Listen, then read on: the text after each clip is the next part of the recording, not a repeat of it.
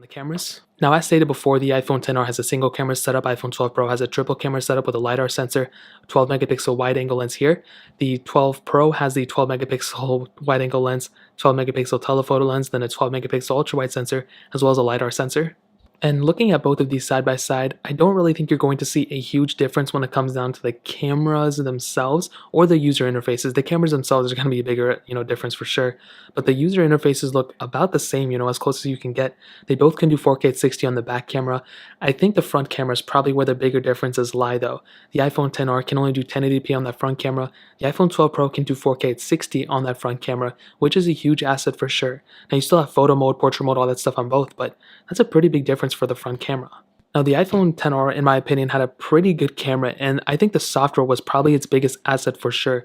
There wasn't really much to hate on here, and you can do portrait mode, like I said, you can do 4K at 60 still on that back camera, but I think the biggest problems that this camera, probably relied in were the lack of extra sensors for sure.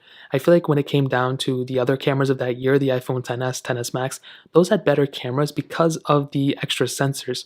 And when you look at the competition, even like the 12 Pro, this one has so many more sensors than the iPhone XR. And the quality I think is pretty good still. If you have the XR, I wouldn't upgrade just because of the camera. But just know that the 12 Pro is going to probably have the better camera when it comes down to it, mostly because of those extra sensors. Now the software has improved. The A14 chip, I'm sure, holds a lot of value when it comes down to that increase in camera quality. But I still think when it comes down to it, the iPhone XR has a good camera. The iPhone 12 Pro's camera is probably noticeably better, and I will probably be doing a full camera comparison very, very soon.